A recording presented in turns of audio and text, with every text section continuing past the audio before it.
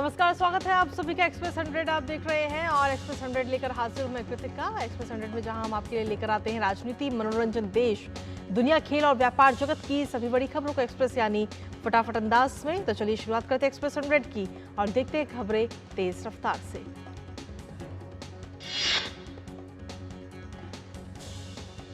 प्रधानमंत्री नरेंद्र मोदी ने नीति आयोग के पुनर्गठन को मंजूरी दी। सुमन के पैरी को नीति आयोग का अध्यक्ष नियुक्त किया गया। इसके अलावा 4 पूर्णकालिक सदस्यों की भी नियुक्ति की गई है। इनमें doctor V K. Saraswat, professor Ramesh Chandra, doctor V K. Paul और अरविंद विरमानी शामिल हैं।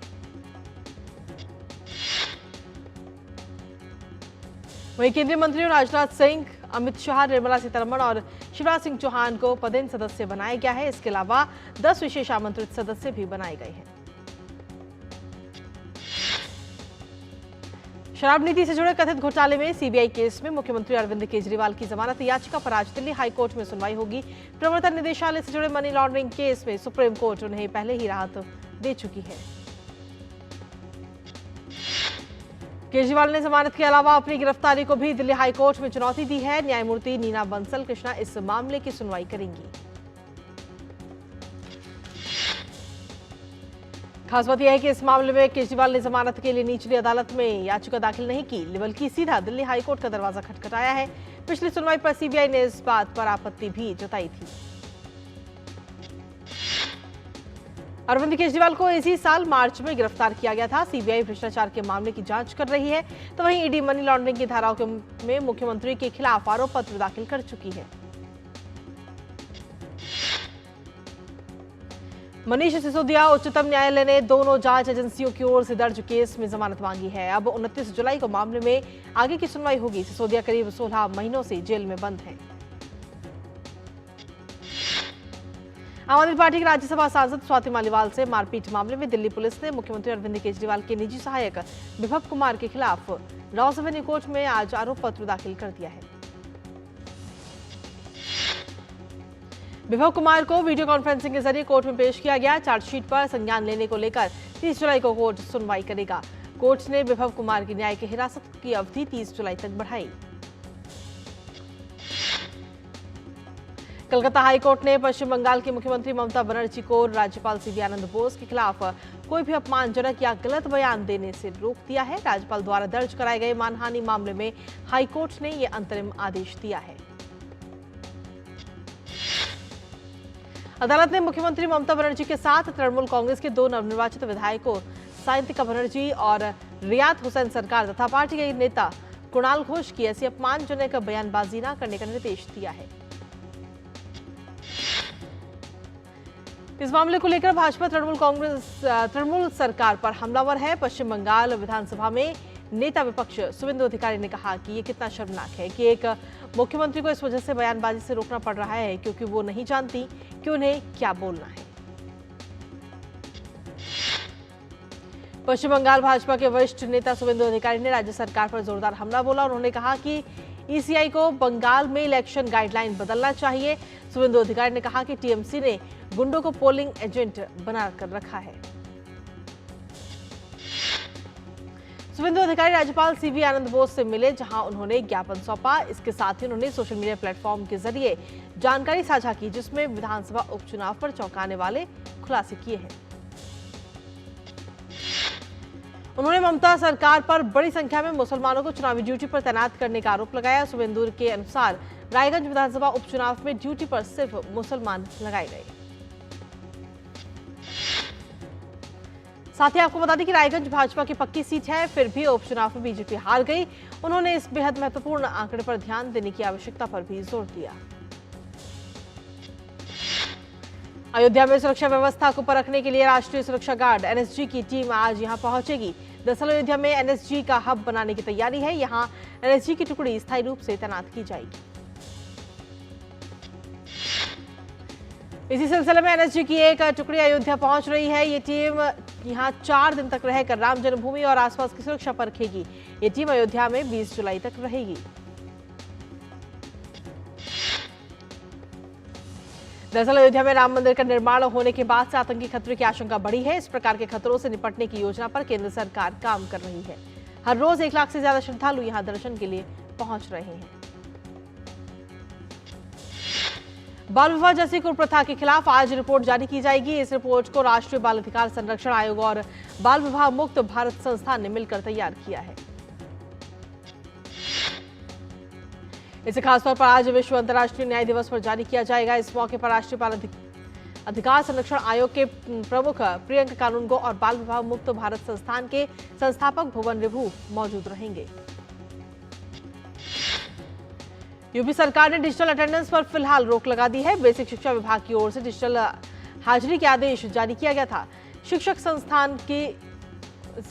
संगठन की ओर से लगातार इस आदेश का विरोध किया जा रहा था।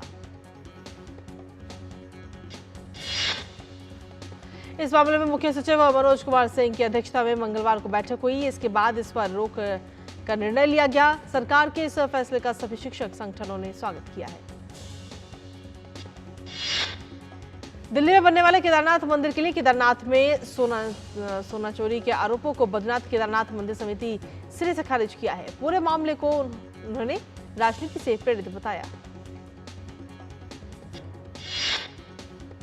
यूपी के उप मुख्यमंत्री केशव प्रसाद मौर्य ने दिल्ली में बीजेपी मुख्यालय में भाजपा अध्यक्ष जेपी नड्डा से मुलाकात की। बैठक में यूपी बीजेपी के अध्यक्ष भूपेंद्र सिंह चौधरी भी मौजूद रहे।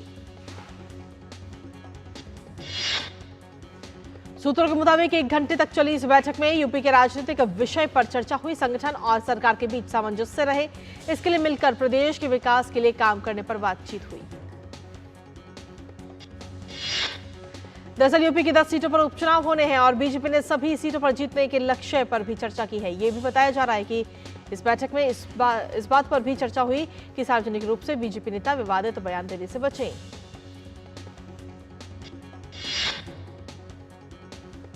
विवादास्पद आईएएस प्रोफेसर पूजा खेड़कर को महाराष्ट्र कैडर से मुक्त कर लाल बहादुर शास्त्री राष्ट्रीय प्रशासन अकादमी वापस बुला लिया गया है। लाल बहादुर शास्त्री राष्ट्रीय प्रशासन अकादमी ने पूजा खेड़कर के नाम एक पत्र में ये बात कही। ट्रेनी आईएएस पूजा खेड़कर पर शारीरिक विकलांगता वर्ग के तहत गलत तरीके से फायदा लेने का आरोप है। पूजा के विकलांगता प्रमाण पत्र को जारी करते हुए नियमों का पालन नहीं करने का आरोप लगाया गया है। पूजा की विकलांगता सरकारी नौकरी में लाभ लेने के लिए विकलांगता के तय बेंचमार्क से बेहद कम है। सरकार ने मामले की जांच के लिए एक सदस्यीय कमेटी का गठन किया है। समिति अपनी रिपोर्ट 2 हफ्तों में पेश करेगी। यूपी में अभी बारिश का सिलसिला लगातार जारी रहने वाला है। मौसम विभाग के अनुसार अगले कुछ दिनों तक यूपी में बारिश की संभावना है। मौसम विभाग ने आज के लिए भारी बारिश का अलर्ट जारी किया है। इसके अलावा पश्चिमी उत्तर प्रदेश के इलाके में थोड़ी बहुत बारिश के साथ वज्रपात की चेतावनी भी जारी की गई। लोगों को नदी और तालाबों से दूरी बनाए रखने के लिए कहा गया। वहीं यूपी के आजमगढ़, मऊ, बलिया, पीलीभीत, शाहजहांपुर, कुशीनगर, श्रावस्ती, बलरामपुर, लखीमपुर खीरी, बाराबंकी, सीतापुर, गोंडा, सिद्धार्थनगर, मुरादाबाद, बरेली और बस्ती सहित 20 जिलों में आई बाढ़ से जनजीवन अस्त व्यस्त हो गया।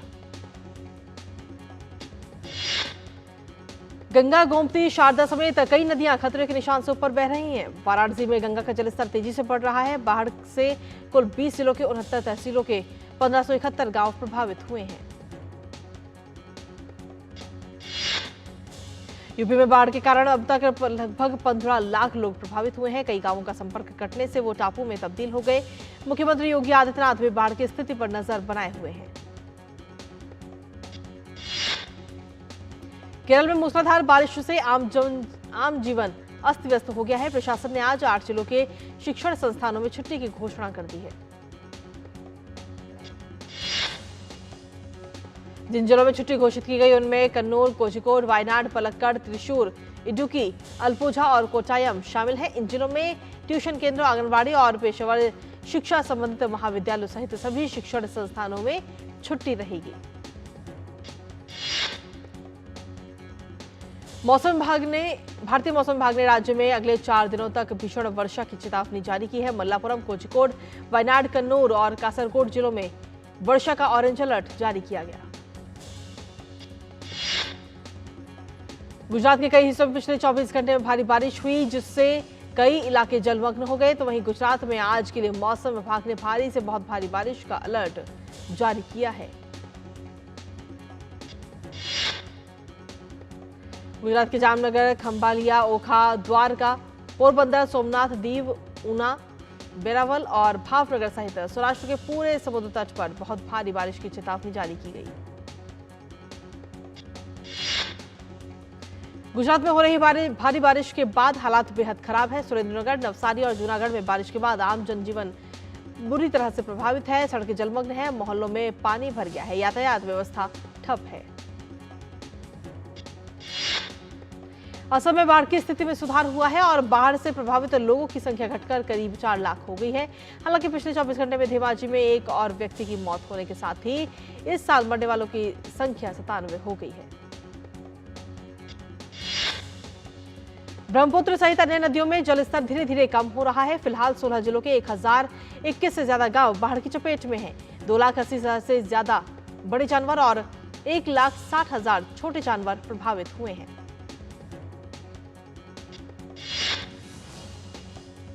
यूं तो पूरे देश में आज ही आषाढ़ी एकादशी का विशेष महत्व है, लेकिन महाराष्ट्र के पंढरपुर में इस दिन का अलग ही महत्व है। देश के कोने कोने से भक्त यहां पहुंचते हैं और भगवान विट्ठल के दर्शन करते हैं। आज आषाढ़ एकादशी के पावन अवसर पर महाराष्ट्र के मुख्यमंत्री एकनाथ शिंदे और उप मुख्यमंत्री देवेंद्र फडणवीस भी भक्तों के बीच पहुंचे। एकनाथ शिंदे ने श्री विट्ठल रुक्मिणी मंदिर की महापूजा में भी हिस्सा लिया। आषाढ़ी एकादशी के मौके पर चलाई जा रही विशेष ट्रेनों में आज का दृश्य देखते ही बन रहा था। स्टेशन हो या ट्रेन के अंदर हर जगह भक्त प्रभु का गुणगान करते नजर आए।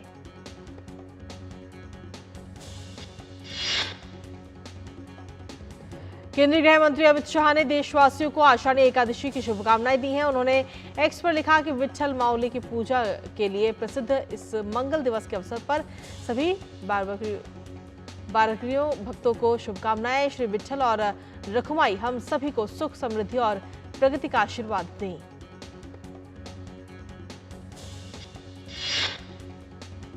यूपी के जौनपुर में मुहर्रम को लेकर आज सुबह से ही ताजिए सुपुर्द खाक किए गए। हजरत इमाम हुसैन और उनके 72 साथियों की शहादत की याद में जौनपुर में सदियों से ताजियादारी होती है। दरअसल मुहर्रम के महीने में इस्लाम धर्म के नए साल की शुरुआत होती है। मुहर्रम की 10 तारीख को हजरत इमाम हुसैन की शहादत की याद में मातम मनाया जाता है।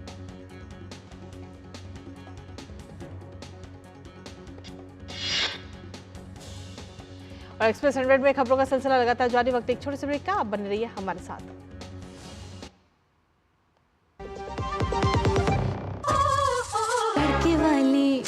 भोली भाली, मेहनत वाली, नखरे वाली, असली तड़के वाली, ये तो बड़ी समझदार, बड़ी होशियार, MDH के साथ अब जुड़ते जाओ। नई टेस्ट का असली taste, MDH ginger garlic taste. बात जब पीढ़ियों के लिए बनने वाले घर की हो तो जिम्मेदारी बड़ी हो जाती है। गैलेंट समझता है ये जिम्मेदारी। अब डबल M रिब्स के साथ गैलेंट एडवांस TMT रीबार, निर्माण का रियल हीरो।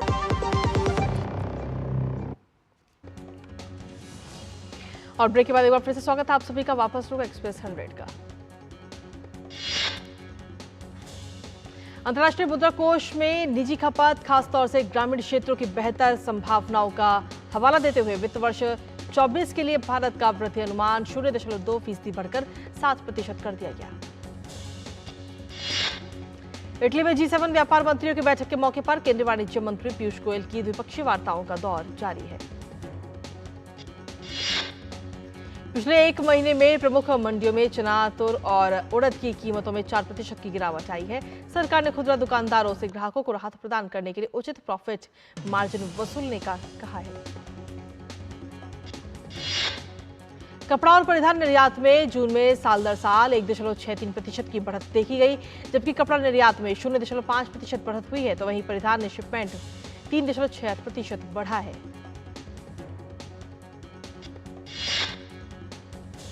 पेटीएम को security and exchange board of India यानी सेबी से एक प्रशासनिक चेतावनी पत्र मिला। पेटीएम की पेरेंट कंपनी 197 कम्युनिकेशंस को वित्त वर्ष 2021-22 के दौरान किए गए लेनदेन के एक सिलसिले में मार्केट रेगुलेटर सेबी ने वार्निंग लेटर भेजा है। भारत में अमेरिका के राजदूत एरिक गार्सेटी ने कहा कि नवाचारी परियोजनाओं की मदद से भारत शून्य कार्बन उत्सर्जन की तरफ बढ़ रहा है। अदानी समूह और सीडीएस इंटरनेशनल होल्डिंग का संयुक्त उपक्रम व इंटरनेशनल होल्डिंग कंपनी के सहायक सीडीएस डिजिटेक लिमिटेड ने क्लाउड प्लेटफॉर्म कंपनी कोरेज आईओ के अधिग्रहण की घोषणा की है। घरेलू हवाई यात्रियों की संख्या जून में 5.76% से बढ़कर 1.32 करोड़ पर पहुंच गई। एक साल पहले इसी महीने में ये 1.24 करोड़ थी। डीजीसीए के मुताबिक इंडिगो से सबसे अधिक 80.86 लाख लोगों ने यात्रा की है। देश की दिग्गज दवा कंपनी सिप्ला को आयकर विभाग ने 773 करोड़ 44 लाख रुपए का भारी भरकम नोटिस थमाया है। कंपनी को ये नोटिस 2015-16 से 2022-23 तक के असेसमेंट ईयर के लिए दिया गया है। सैमसंग ने अपनी छठी पीढ़ी के foldable smartphone Galaxy Z fold 6 और गैलेक्सी Z फ्लिप 6 के लिए रिकॉर्ड प्री ऑर्डर की घोषणा की है। पहले 24 घंटों में इनके लिए प्री ऑर्डर पिछली पीढ़ी के फोल्डेबल की तुलना में 40% अधिक हुए हैं। कनाडा के टोरंटो में भारी बारिश के कारण जल निकायों के पास की सड़कों पर बाढ़ आ गई, जिसके बाद आपातकालीन सेवाओं द्वारा मिसिसागा में फंसी गाड़ियों को बाहर निकाला गया। ह्यूमन राइट्स वॉच ने खुलासा किया कि उपद्रवियों से निपटने के लिए 2 साल पहले आपातकाल की घोषणा के बाद से अल साल्वाडोर में 60 से ज्यादा बच्चों को मनमानी ढंग से हिरासत में लिया गया, उन्हें प्रताड़ित और पीटा गया। अल साल्वाडोर में पुलिस और सैनिकों ने मार्च 2022 में इस साल अप्रैल तक 3,319 बच्चों और किशोरों को हिरासत में लिया है। ये वो समय है जब आपातकाल लागू किया गया था और सामूहिक जांच के मद्देनजर कुछ नागरिक अधिकारों को निलंबित कर दिया गया था। एलन मस्क ने अपनी 2 कंपनियां सोशल मीडिया प्लेटफॉर्म एक्स और रॉकेट कंपनी स्पेस एक्स को टेक्सास में शिफ्ट करने का फैसला किया है। अभी ये कंपनियां कैलिफोर्निया में स्थित हैं। विश्लेषकों का मानना है कि एलन मस्क अपने अधिकांश व्यवसायों को टेक्सास में स्थानांतरित कर सकते हैं। साथ ही उनका यह निर्णय राजनीति से प्रेरित भी माना जा रहा है। थाईलैंड की राजधानी बैंकॉक में ग्रैंड हयात इरावन होटल के एक कमरे में 6 विदेशी नागरिक मृत पाए गए। मामले में थाई प्रधानमंत्री श्रेष्ठा थाविसिन ने त्वरित जांच के आदेश दिए। अमेरिका में राष्ट्रपति पद के उम्मीदवार डोनाल्ड ट्रंप पर हुए हमले के बाद पेंसिल्वेनिया में चर्च समुदाय ने एक प्रार्थना मंडल का आयोजन किया। शामिल सदस्यों ने कहा कि वो संदेश देना चाहते हैं कि वो ट्रंप के लिए प्रार्थना कर रहे हैं। ट्यूनीशिया की राजधानी में फ्रांसीसी दूतावास के बाहर प्रदर्शनकारियों ने फिलिस्तीनी झंडे और नारे लगाकर प्रदर्शन किया। खान यूनिस पर इजरायली हमले में कम से कम 90 लोगों की हुई हत्या की निंदा करते हुए सैकड़ों लोगों ने ट्यूनिस में प्रदर्शन और मार्च निकाला। निर्वासित चीनी व्यवसायी और बीजिंग की कम्युनिस्ट सरकार के विरोधी गुओ बेंगुई के खिलाफ अमेरिका में चल रहे ऑनलाइन धोखाधड़ी मुकदमे में दोषी ठहराया गया। निर्वासित चीनी व्यवसायी गुओ बेंगुई पर करोड़ों डॉलर की धोखाधड़ी करने का आरोप था। 12 आपराधिक मामलों में से 9 में बेंगुई को दोषी ठहराया गया है। ओमान में समुद्र तट पर एक बड़ा हादसा हो गया। यहां एक तेल टैंकर के पलट जाने से 13 भारतीयों सहित 16 लोगों का पूरा समूह लापता हो गया। बांग्लादेश के कई शहरों में सरकारी नौकरियों में आरक्षण व्यवस्था में सुधार की मांग को लेकर हजारों लोग प्रदर्शन कर रहे हैं। हिंसक प्रदर्शन के कारण पिछले 2 दिनों में 6 लोगों की मौत हो चुकी है, तो वहीं कई लोगों के घायल होने की भी खबर है। भारतीय क्रिकेट टीम के मुख्य कोच गौतम गंभीर ने IPL franchise Kolkata Knight Riders और प्रशंसकों के बीच आभार व्यक्त किया है। दरअसल गंभीर अब जल्द ही भारतीय क्रिकेट टीम को ज्वाइन करेंगे। गौतम गंभीर ने सोशल मीडिया प्लेटफॉर्म एक्स पर संदेश के साथ एक दिल छू लेने वाला वीडियो भी साझा करते हुए कहा कि भारतीय क्रिकेट टीम के कोचिंग सेट का हिस्सा बनने के साथ बड़ी और बोल्ड स्क्रिप्ट लिखी जानी है। यूरो 2024 के फाइनल में स्पेन से हार झेलने के बाद इंग्लैंड टीम के मुख्य कोच गैरेथ साउथगेट ने अपने पद से इस्तीफा दे दिया है। साउथगेट ने इंग्लैंड फुटबॉल की वेबसाइट पर पोस्ट कर कहा कि इंग्लैंड के लिए खेलना और इंग्लैंड का प्रबंधन करना उनके जीवन का सबसे बड़ा सम्मान रहा है, लेकिन अब बदलाव और एक नए अध्याय का समय आ गया है। जूड बेलिंगम ने इंग्लैंड के पूर्व मैनेजर गैरेथ साउथगेट की सराहना की। उन्होंने कहा कि साउथगेट राष्ट्रीय टीम के इतिहास में सर्वश्रेष्ठ कोचों में से एक है। Chelsea club midfielder Enzo Fernandez द्वारा सोशल मीडिया पर पोस्ट किए गए एक नस्लवादी वीडियो की जांच कर रही है। फ्रांस के खिलाड़ी काइले एम्बापे को रियल मैड्रिड ने आधिकारिक तौर पर पेश किया। इस मौके पर एम्बापे ने कहा कि उनका बचपन से सपना था कि वो रियल मैड्रिड के लिए खेलें। एम्बापे ने कहा कि हमें एक परिवार की तरह आगे बढ़ना होगा। तो वहीं इस मौके पर एम्बापे ने रियल मैड्रिड क्लब के साथ नई कामयाबी को हासिल करने की बात भी कही। पूर्व विश्व नंबर 1 टेनिस खिलाड़ी स्पेन के राफेल नडाल ने स्वीडिश ओपन के दूसरे दौर में अपनी जगह बना ली है। उन्होंने पहले दौर के मैच में लियो बोरी को 6-3, 6-4 से हराया। राफेल नडाल का साल के दूसरे ग्रैंड स्लैम फ्रेंच ओपन के बाद से यह पहला एकल मुकाबला रहा।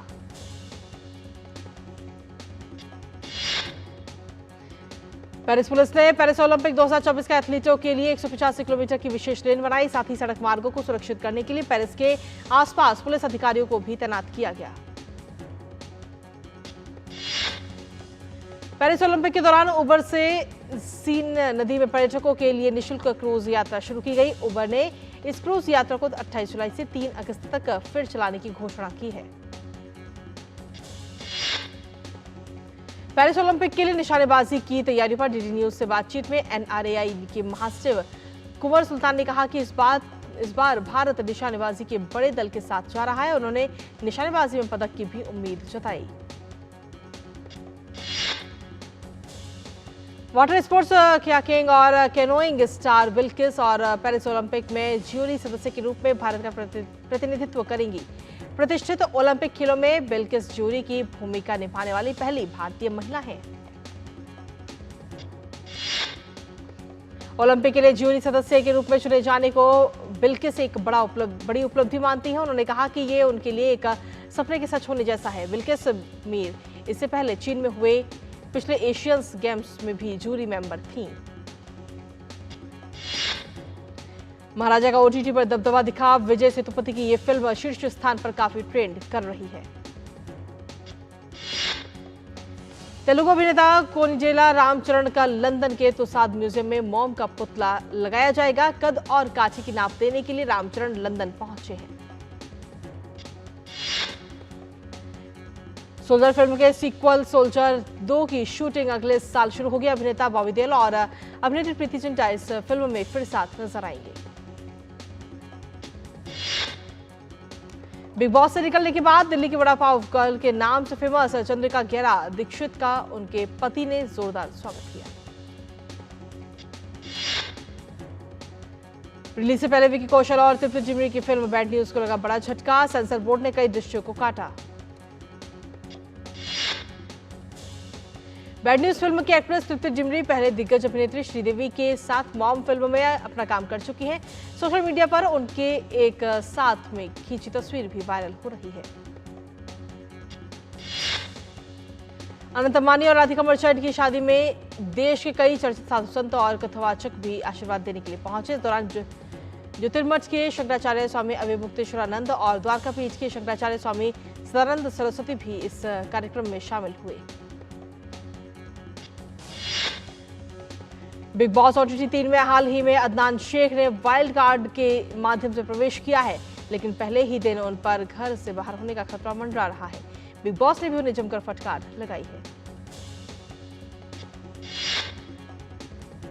कमल हासन की लेटेस्ट फिल्म इंडियन 2 को दर्शकों का उतना रिस्पांस नहीं मिल रहा है। 12 जुलाई को रिलीज हुई फिल्म की शुरुआत में अच्छी कमाई हुई थी, लेकिन 5 दिनों बाद ही दर्शकों की रुचि कम होने लगी।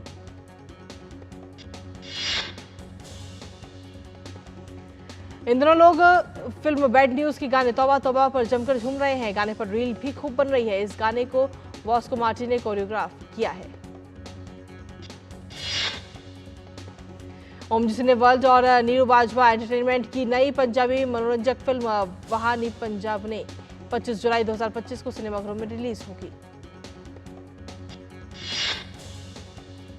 बहुप्रतीक्षित फिल्म स्त्री का सीक्वल स्त्री 2 का ट्रेलर 18 जुलाई को रिलीज होने वाला है। ये फिल्म 15 अगस्त स्वतंत्रता दिवस के मौके पर रिलीज की जाएगी। जय बोडोस और पार्थ त्रिवेदी द्वारा निर्देशित गुजराती फिल्म फक्त पुरुषो माते का टीजर जारी किया गया। ये फिल्म 15 अगस्त स्वतंत्रता दिवस के मौके पर रिलीज होगी।